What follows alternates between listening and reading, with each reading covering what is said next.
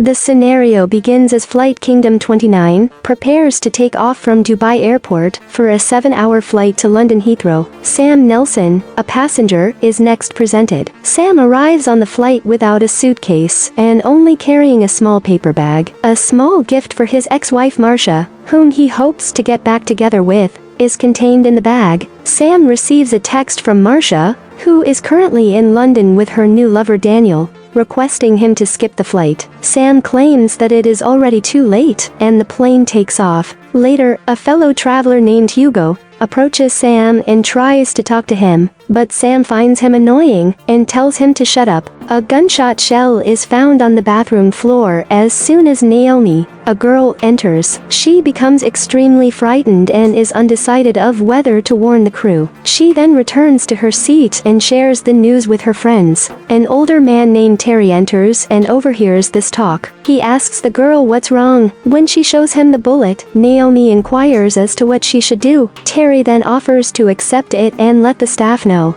But instead of giving the bullet to the crew member, Terry reveals it to Stuart, who is seated next to Sam in first class. The two decide they can't wait till the trip is 3 hours long, after talking about how the girl's discovery has complicated their original plan. Sam is listening to their chat and is dubious of their actions. The girls are then misled by Terry, who claims that the bullet was fired by a soldier during an earlier inspection, and that they need not be alarmed. Although her other two pals are still unsure, Naomi has faith in him. The girls phone Arthur, a member of the cabin crew, after some time has passed, since they are still dubious about the bullet, but he doesn't seem to know anything. Terry realizes this at that precise moment and decides they must go swiftly before the team. As a result, Terry, Stuart, and more passengers named Jaden, Lewis, and Jamie pull out firearms and start threatening other passengers and staff members shortly after. Everyone is instructed to sit down and turn in their cell phones. Jamie reaches up to Arthur before he can signal the pilots. Captain Robin, the pilot, becomes aware of the hijack in the meantime and alerts the Dubai air traffic controller to a serious security situation. Colette, a crew member, is then compelled by Stuart to call Robin and ask him to unlock the cockpit. Stuart admits that he knows about their extramarital relationship and tells Robin that if she doesn't unlock the door, Colette will be killed. Then, in an effort to save Colette, Robin tries to enter the cockpit, but his co-pilot Anna prevents it. As Anna continues to argue, Robin becomes enraged and strikes her several times before opening the cockpit door. As a result, the hijackers have complete gunpoint control over the aircraft. The guy Robin is speaking to, Abdullah, isn't persuaded that the security incident was untrue, and that everything is safe. The hijackers turn off the Wi-Fi after that, but Sam, who had hidden his phone, is able to SMS Marcia to alert her to the danger they are in. Neela, a female luggage handler at the Dubai airport, gets a call from her upset husband in the meantime. Their daughter may be heard screaming in the distance. She quickly returns home to investigate what happened, but finds nobody there. Marcia discusses Sam's text message with her boyfriend Daniel, a detective officer, back in London. The son of Sam and Marcia, Kai, asserts that since his father would never lie, something bad must be happening to him. Daniel reads the note and asks what Sam does for a living. Then Marcia and Kai reveal that Sam is typically called in when there is a lot at risk, and the organization is serious about resolving its disputes. He is now considered as one of the best negotiators in the industry as a result of this. On the aircraft, Sam stands up from his seat, approaches Stuart, and makes him a proposal. He promises Stuart that he will assist them in doing whatever they desire, while ensuring that they do not commit mistakes, if they enable him to return home safely. He goes on to say that while most people will be terrified and obey their commands, some will undoubtedly try to resist them and cause trouble.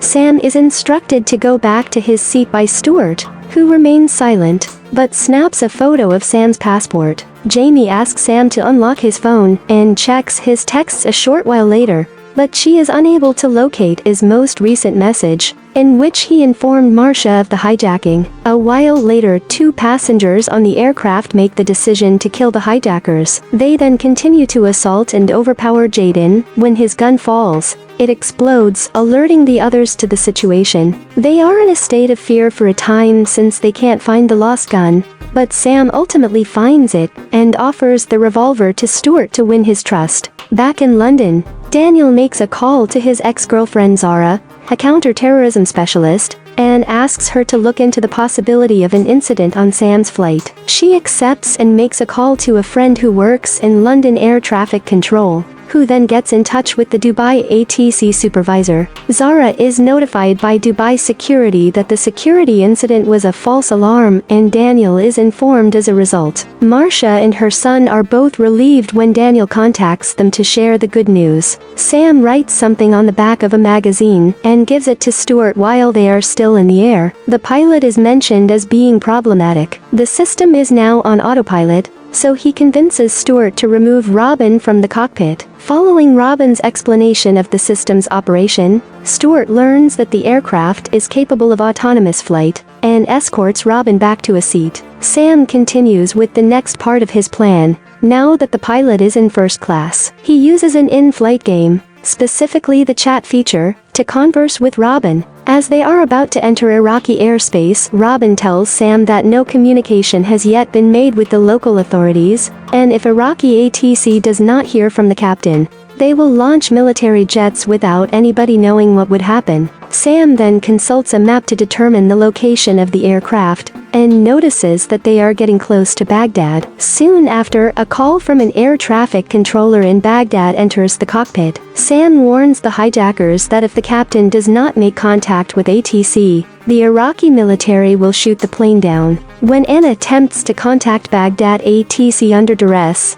the hijackers become suspicious and ask to speak with the captain, but Robin won't cooperate, so they force him into the cockpit. He eventually gets a hold of Iraq and confirms their safety. He then tells a fib to keep them out of further scrutiny. A dial is slightly moved by Robin as he leaves the cockpit, changing the course of the aircraft. Alice, a lady, arrives late for work at a British air traffic control center in London. When she learns about the security situation on board the Dubai flight, she is told that there had been a false alarm regarding counterterrorism. However, Alice is very dubious about the details, and immediately consults her employer. They exchange the flight path in real time, showing that the plane has changed its course by 3 degrees. Her boss also gives it another thought in his head. After double-checking with contacts in Dubai, Iraq, ATC follows up. Alice understands that this is the plane informing them of a problem and requesting assistance. Despite the captain's assurances that they are secure, Abdullah, the operator at Dubai ATC,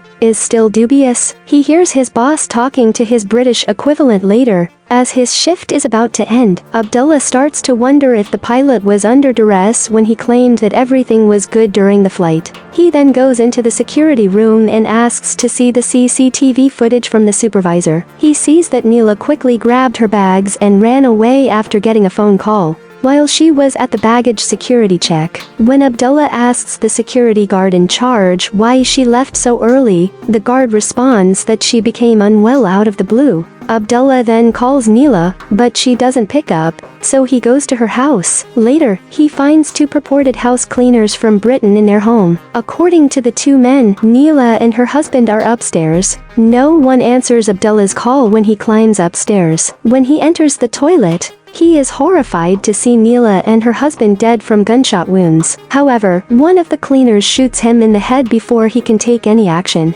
In the meantime, in London, the Air Traffic Controller Centre issues a warning, and other officials start an investigation after Alice notices that Flight Ka-29 is not following the expected path. To get the details of the bizarre message, she gets in touch with Zara from the UK Counterterrorism Squad. Zara then rushes to her office to let the duty officer know. She eventually alerts them to the deviation, and Alice walks the team through how she identified the potential hijack on the aircraft. Sam hears other passengers discussing a serious matter, but a middle-aged couple speaking Arabic is beyond his comprehension. The Egyptian husband wishes to tell Sam something crucial, but his wife forbids him, since she doesn't want to endanger her husband's life. But Alicia translates that conversation for Sam and Hugo. She reports that the Egyptian man asserts the false nature of the hijackers' weapons. The Egyptian man acknowledges his 30-year military career as a specialist in hijackings. When Alicia inquires how he knows,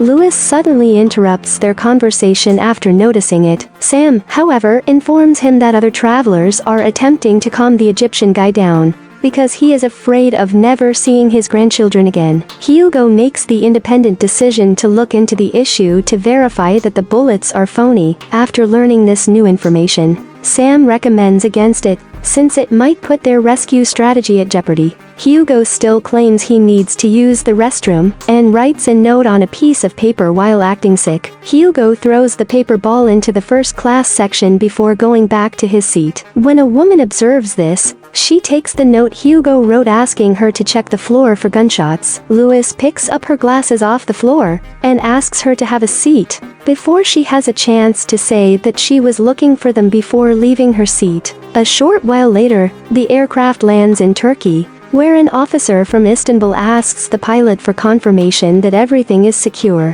When Robin confirms it, the official inquires as to why the flight's course has changed. Robin responds that it was a careless oversight. Following the conversation, Robin changes the path once more to persuade Stuart, but his actions continue to raise questions in the minds of airport personnel about what is truly taking place on the aircraft. The 4 security threats in London give the go-ahead for the implementation of a counterterrorism strategy. They start out by assuming that the hijacking is actually happening. Daniel asks Zara to give him the airplane manifest, so he may search the names in the database for criminal histories. Zara learns that one felon, Johnny Collins, who was just freed from prison 3 days ago after serving a lengthy prison sentence for horrific acts, is aboard the flight. She doesn't notice anything unusual about the other travelers either. Zara sends Daniel the manifest for additional analysis. After being shocked by these discoveries, Daniel checks it out and discovers that the 5 passengers aren't technically real,